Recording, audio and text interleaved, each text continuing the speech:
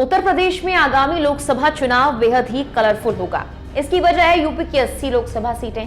सत्ता पक्ष हो या फिर विपक्ष, दोनों ही यूपी की इन 80 सीटों पर नजर जमाए हुए हैं। यही वजह है कि एक तरफ जहां भारतीय जनता पार्टी ने यूपी की सभी सीटों को जीतने का लक्ष्य तय कर लिया है, तो दूसरी ओर विपक्ष ने भी राष्ट्रीय स्तर पर भाजपा की घेराबंदी करने के साथ ही उत्तर प्रदेश में भी प्रधानमंत्री नरेंद्र मोदी की योजना को चुनौती देने की ठान ही ली है, जिसके तहत अब बिहार के मुख्यमंत्री नीतीश कुमार को उत्तर प्रदेश की किसी सीट से चुनाव लड़वाने की योजना पर कार्य किया जाने लगा है।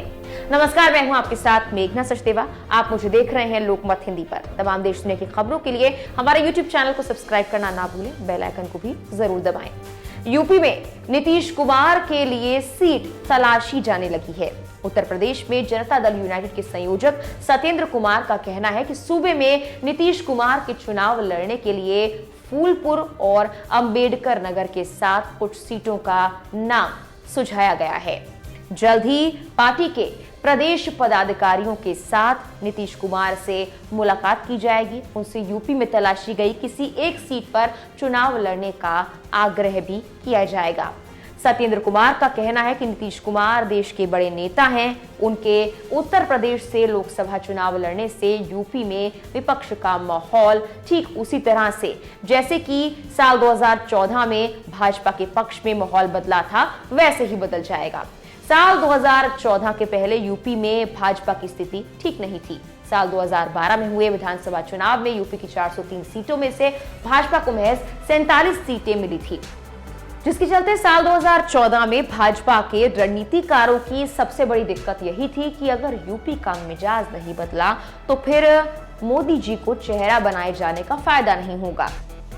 यूपी के लोगों का मिजाज बदलने की गठ से ही पार्टी ने तय किया था कि प्रधानमंत्री पद के उम्मीदवार नरेंद्र मोदी गुजरात के साथ ही यूपी से भी चुनाव लड़ें। उनके यूपी से चुनाव लड़ने का असर पूरे राज्य के माहौल पर पड़ेगा और हुआ भी कुछ ऐसा ही। यूपी की 80 सीटों में से 73 सीटें भाजपा ने हासिल कर ली।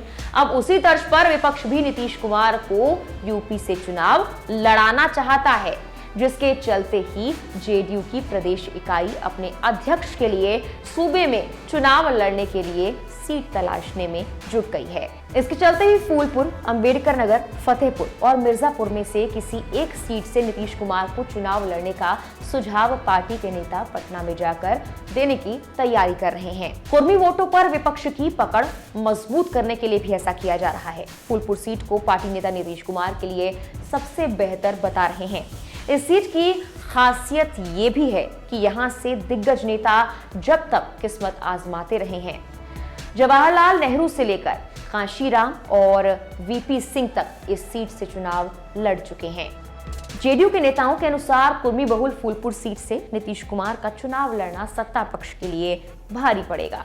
लेकिन सवाल उठ सकता है कि नीतीश कुमार क्या नरेंद्र मोदी जैसे चमत्कारिक प्रदर्शन दिखाने की हैसियत रखते हैं, जिनके यूपी में आने भर से यूपी का राजनीतिक परिदृश्य ही बदल सकता है।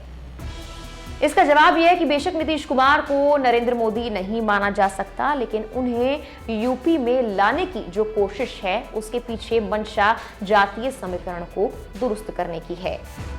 पिछड़ा वर्ग के दबदबे वाले राज्य में कुर्मी समाज का खासा राजनीतिक प्रभाव है और यही वजह है कि यूपी की सभी पार्टियां कुर्मी समाज को अपने पाले में लाने और उनके नेताओं को अगली कतार में जगह देती रही हैं। मुलायम सिंह यादव के वक्त में समाजवादी पार्टी से बेनी प्रसाद वर्मा नंबर 2 की हैसियत रखते थे। अखिलेश यादव के कार्यकाल में नरेश उत्तम पटेल पार्टी के प्रदेश अध्यक्ष रहे।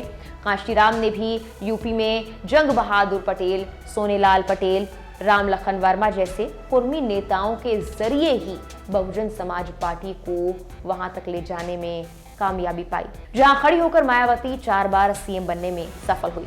खुद भाजपा भी ओम प्रकाश सिंह, विनय कटियार और स्वतंत्र देव सिंह को प्रदेश अध्यक्ष बनाकर कुर्मी कार्ड खेलती आई है। अब देखना यह है कि नीतीश कुमार यूपी से चुनाव लड़ने को लेकर पार्टी नेताओं के सुझाव पर आखिर क्या फैसला लेते हैं।